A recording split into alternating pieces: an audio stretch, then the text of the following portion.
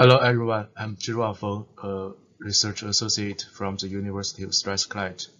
Today it's my privilege to present the basic concept of power hardware in the loop simulation as part of the MOOC section Module 3. This is a table of content of my presentation.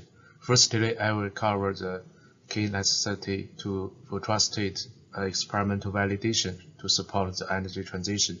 This is followed by the brief recap of the state of the art of hardware in the loop simulation, covering the power amplifier, the hardware realization, and the key interface method to configure the power hardware in the loop simulation. The emphasis of this presentation will be placed on the stability and accuracy constraints and the key methodologies to enhance the stability and accuracy for power hardware in the loop simulation. Finally, I will showcase some case studies to demonstrate the successful hardware in the loop testing of the energy systems. Finally, conclusions will be made to summarize this presentation. Firstly, in terms of the trusted experimental validation to support the energy transition. As shown in this slide, to achieve carbon zero, our energy systems has been witnessing significant transitions owing to the penetration of renewable energies, the electrification of transportation systems, the digitalization of the energy systems, etc. Consequently, this results in increased complexity of the intelligent energy systems, where the electric power, the heating systems, the marketing systems, and the ICT systems are interconnected. This raises a need for detailed, accurate modeling of these interconnected systems to identify the intricate interdependencies between these systems. And meanwhile, it's also put forward a new requirement for trusted validation of these systems and emerging techniques before their deployment in the systems. To meet these needs, the power hardware in the loop simulations has been extensively utilized to support the energy transitions. But how and why we use power hardware in the loop to achieve these trusted validations? To answer these questions, we will cover from the following four aspects. Firstly, power hardware in the loop enable us to represent the systems with a precise validation of the models and systems by replicating real-world conditions and more closely to the real-world operating environment.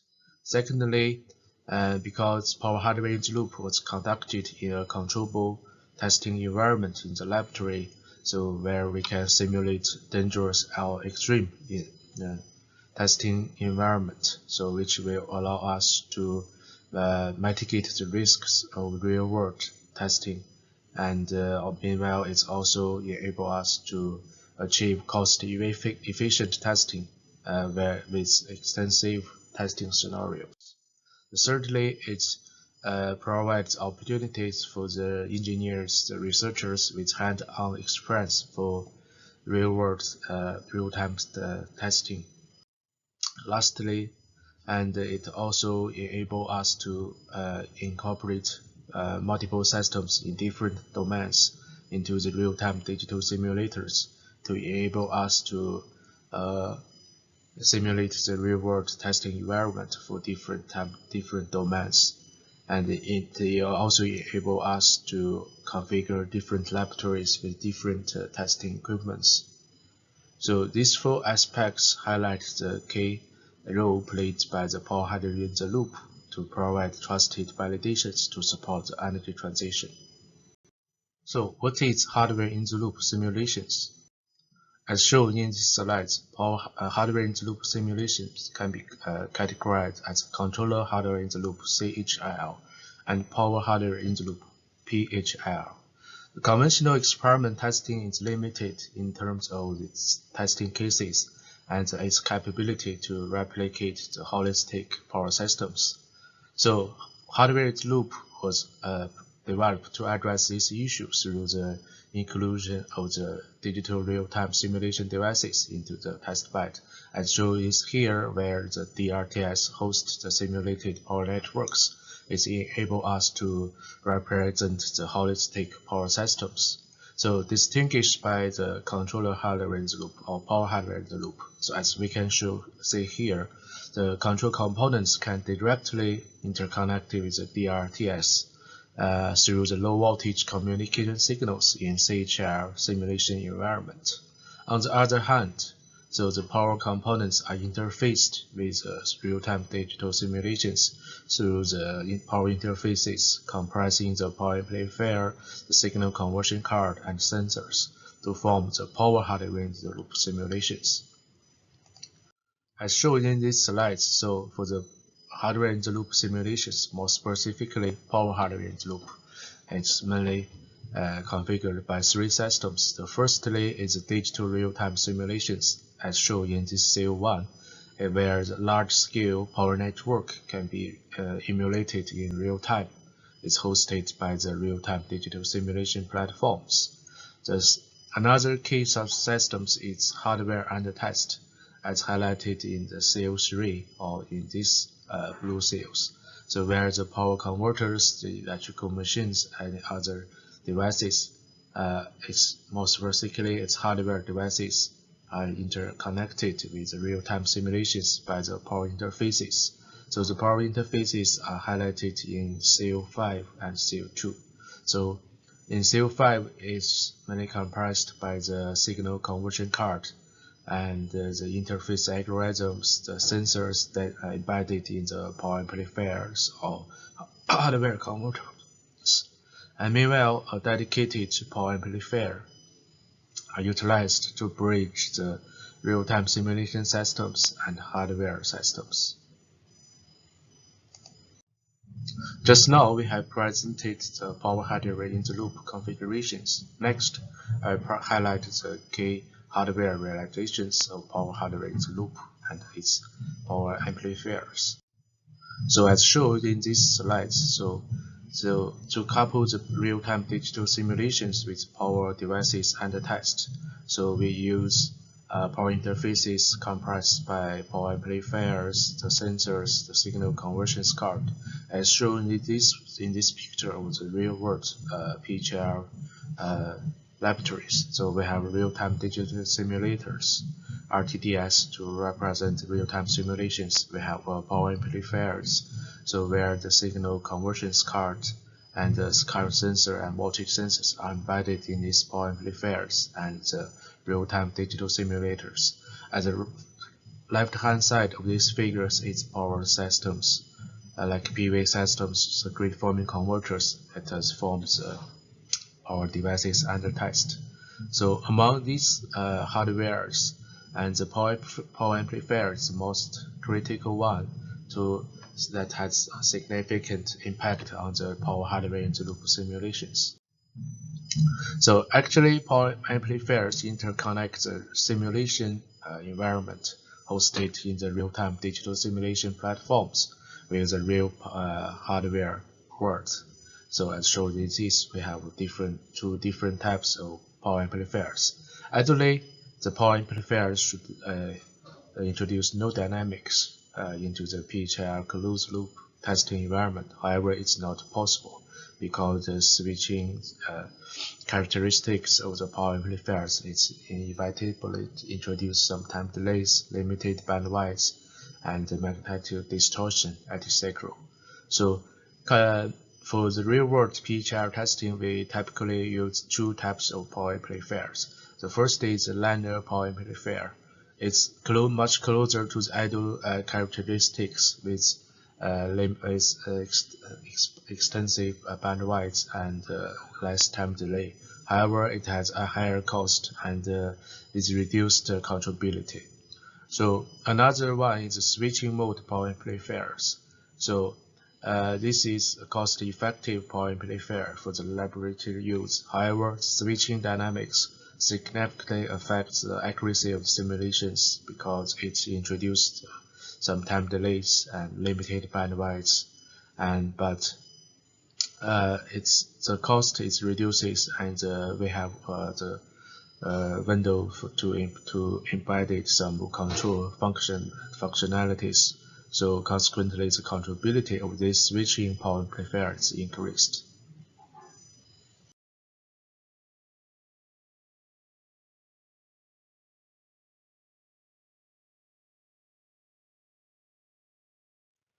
Apart from the hardware realization, so interface algorithm is another key aspect as it determines the configuration of the PHL setup. So as shown here, in the PHL community, we have different interface algorithms like idle transformer model, partial circuit duplications, damping impedance method, or transmission line models. So this is the equivalent diagrams of these interface algorithms to show the configurations of each component. So among these interface algorithms, the idle transformer models, as shown here, it can be classified in voltage type or current type. Is the most straightforward, and owing to its simple implementations. And meanwhile, it also achieves good accuracy. So even it suffers from some stability issues, but it outperforms than other interface algorithms. So it has been extensively utilized in the PHL research and application community. So as shown here, for the voltage type idle transformer interface, so we use ITM to stand for the idle transformer interface model interface. So it can be represented as a power amplifier as a controllable voltage source in the hardware side. Meanwhile, the current at the hardware side are measured and injected in the real-time digital simulation side through a controllable current source. So as shown here, it can be represented as a single input and single output systems. This is the equivalent diagram of the voltage ITM PHL interfaces. Based on this, we can further model the systems and investigate stability and accuracy issues of the power hardware in the loop simulations. So far, we have highlighted the state of the art of power hardware in the loop simulation, covering its hardware realization, the power amplifier, the interface algorithms, etc. But another two aspects for power hardware in the loop is stability and accuracy. It has significant constraints regarding these two aspects, and significant research efforts has been devoted to improve the stability and accuracy of power hardware in the loop simulations. Before we explore the stability and accuracy issues for power hardware in the loop, it's necessary to conduct some system modeling. As we demonstrated before, we can represent the PHL systems as a single input, single output systems. This figure shows the equivalent diagrams of the PHL systems with voltage type ITM interface. So we can represent the key component like the signal conversion card, the power amplifiers, current sensors, and the equivalent system impedance by their dedicated transfer functions. Like we can represent power amplifier by a first-order low-pass filter in series with a time delay. The same applies for the ADC conversion card. So we can represent the sensors, the DAC card by a equivalent bin in series with a time delays. So we can further represent these transfer functions by aggregating the time delays introduced at each stages. So finally, we can derive the final representation of the open loop transfer functions as shown here. Is mainly comprised by the delay-free part of the power interface, the system impedance, and the aggregated time delay. So based on this, we can apply some just classical stability assessment criteria to determine the system stabilities. So the most and extensively utilized methods applying the increased stability criteria to the system open loop transfer functions. And as shown here, so we can use Nyquist or budget plots to assess the PHL stabilities. So from this equivalent open loop transfer functions, we can identify the key determinants for the PHL stability. The first one will be the time delay. So the time delay presents united magnitude but introduce additional phase lags to the PHL closed loop systems, as shown in this figure. With the increment of the time delay, we can see the system present less more negative phase responses, and the system phase margins decrease significantly before it reaches to the unstable state. And time delay destabilizes PTL systems when it's over a critical time delay. This is threshold for the PTL system before breaching its PTL stability. Another key determinant, as we can see from this equivalent open loop transfer function, is the impedance ratio between the simulation side and hardware side impedances. So, because existing time delay leads to the PTL stability to be more prone to the system impedance variations. As shown here, for a system with a fixed time delay, the increment of the impedance ratio between the software and hardware impedance degrades the system's gain margins. So as shown here, when we increase the system's impedance ratio, the gain margin will become negative, and once it's over critical value, the system will lose the stability. So we can use further detailed system modeling and apply this increased stability currently to determine the critical impedance ratio before the system breaches PGR stabilities. So far we have identified the two key determinants for the system stability. So to overcome the PGR stability challenges arising from these two determinants, have developed certain methodologies to improve the system stability. The first one will be the Smith predictor-based PHR stabilization schemes. So as shown here, the Smith predictor can be implemented in the feed-forward path of the PHR closed loop to mitigate time delay by equivalently shifting the time delay out of the PHR closed loop configurations. So for the system with fixed impedance, the passive Smith predictor performs very well. It mitigates the oscillations to stabilize the systems. However, there encounters significant robustness issues for the passive Smith predictor, as the PHR system will witness significant impedance variations during the one experiment run. So this raises a principal question, and the Smith predictor be adaptive and maintain a stable operation over a wider system impedance. This is a critical aspect to equip this Smith predictor-based stabilization methodologies with wider applicabilities. To address these challenges, what we utilized is so here we also use further theoretical system modeling to highlight why we need adaptive Smith predictor to show when the system impedance variation change too much, even the Smith predictor-based system can lose the stability. So to address the challenges arising from the system impedance variation, we further proposed the adaptive Smith predictor by incorporating the sliding DFT and least square online impedance identification techniques, and incorporate this in series with the Smith predictor to update the Smith predictor in real time according to the impedance measured by the sliding DFT based impedance measurement methodologies.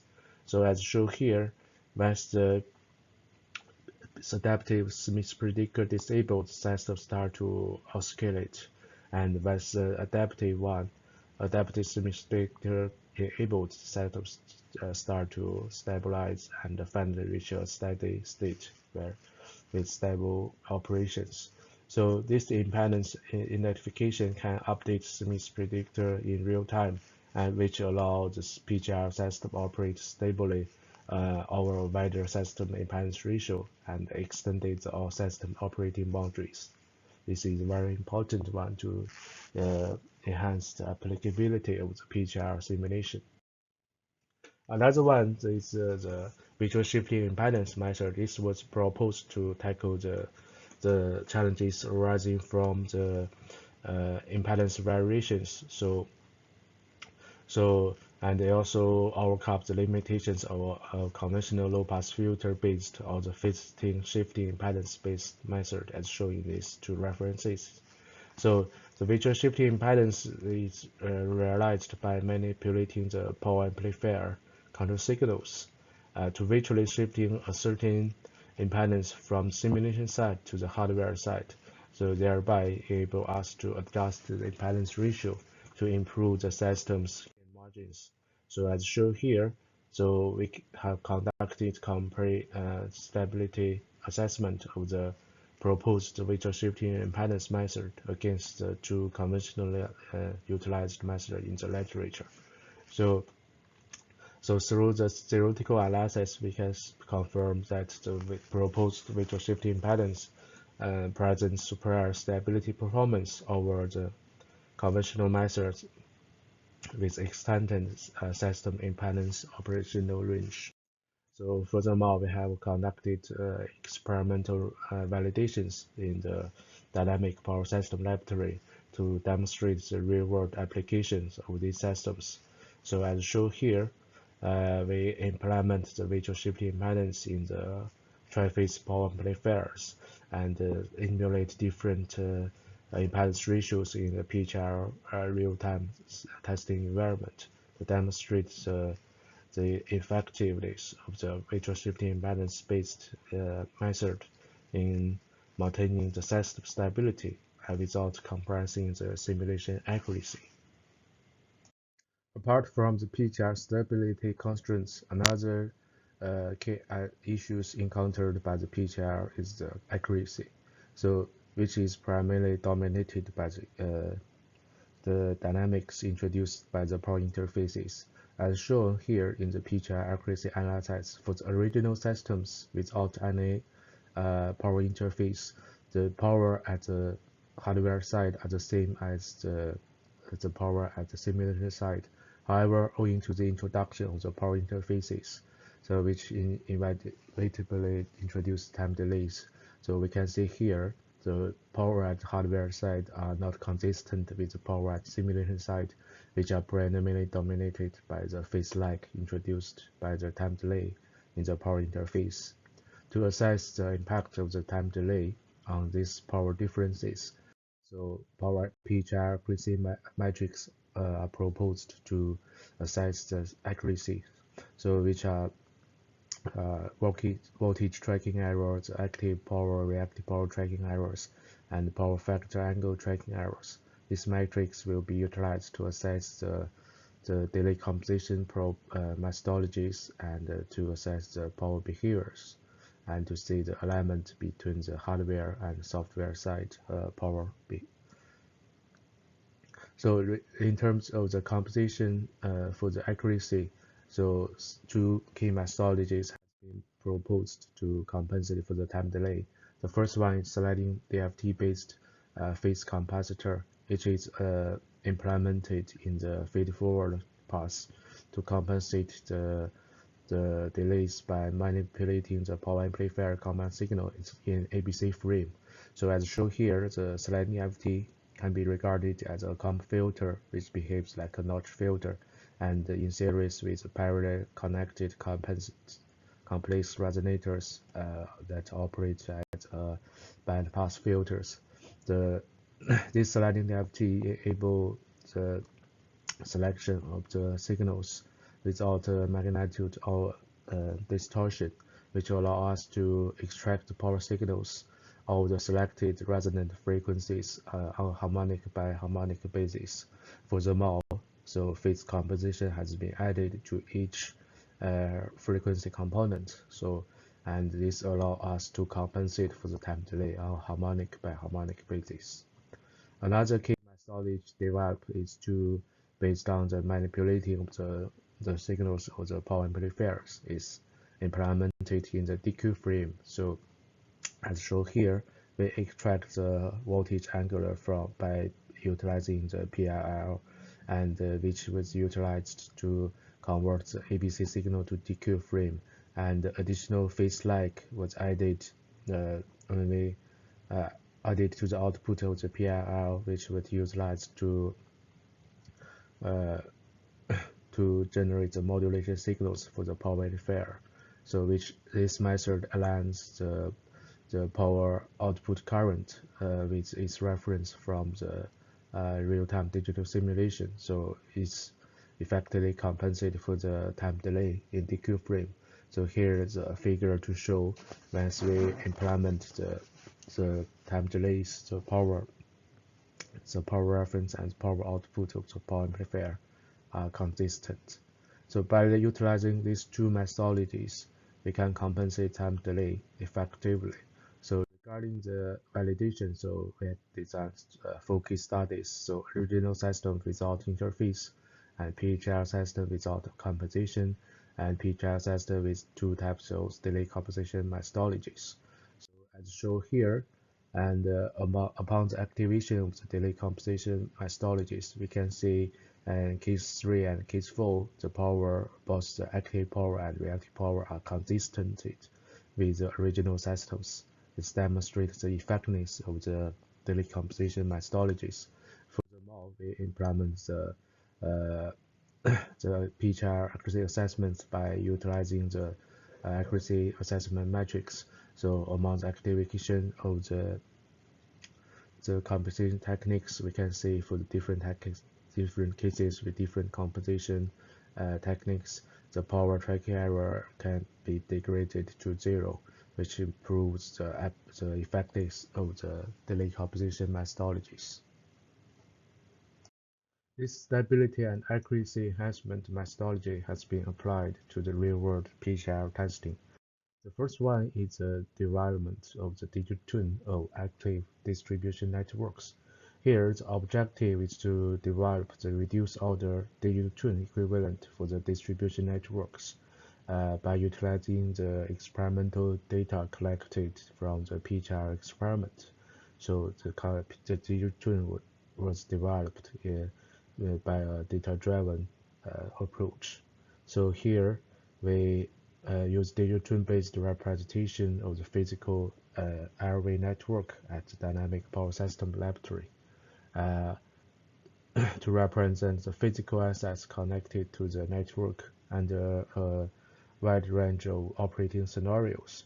So by collecting the data from these scenarios, we can use this data to derive the reduced order digital twin of the airway networks. So this can serve as a digital replica of the physical laboratory. So in this one, we use PGR-based approach to collect the data over a wide range of operating conditions like change transformer type change ratios, emulate the voltage and frequency change, and we also implement different control strategies for the physical converters. So here we apply the Smith predictor stabilization schemes and ABC frame delay compensation schemes to improve the stability and accuracy of the PGR test. So here we can see the digital twin developed by this PGR setup behaved closely aligned with the actual lab responses, demonstrating the effectiveness of this approach. The second power hardware testing is grid forming converter testing control for black start applications. So to enable seamless black start application, so we propose to modify the existing virtual synchronous machine control loops. For example, for the reactive power and voltage loop, we implement the soft ramp up to mitigate the inrush current of the transformers. We also implement the modified active power frequency loop to inject additional synchronization power to force the angles between the two sides of the switch to be synchronized to enable seamless grid connection of the grid forming converter energized network and the main grid. To validate these proposed strategies, so it's necessary to conduct some real-time simulations or wide scenarios before deploy them into the real world. So what we proposed here, we use the current type ITM interface to couple the physical grid forming converters with a real-time simulated network to be energized. So here we propose to use current mode power amplifier to interface the physical converter and real-time digital simulation systems. So here the proposed DQ frame delay composition method was utilized to improve the testing accuracy to enable accurate power representations into the real-time simulated network. So here, different testing scenarios was conducted, like soft voltage ramp up, critical load pickup in the simulation systems, grid signalization control validation, and voltage uh, power reference change to emulate the load change to assess the system response over such large load disturbances. So the results here demonstrate the effectiveness of the proposed PHR setup and also validate the effectiveness of the proposed VSM control to support the black start. These two examples demonstrate the applicability of the proposed stability and accuracy stabilization schemes and also demonstrate the effectiveness of the PHR setup in supporting the power energy the systems validation. So let's come back to the conclusion. So we have highlighted the important role played by the PHR to support the energy transitions. And here we demonstrate PHR allow for replicate large-scale process systems in real-time simulations. We highlight the stability and accuracy issues and demonstrate some successful and effective stabilization and accuracy improvement schemes. So as to selected PHR testing case test has been presented to demonstrate the applicability of the PHR test.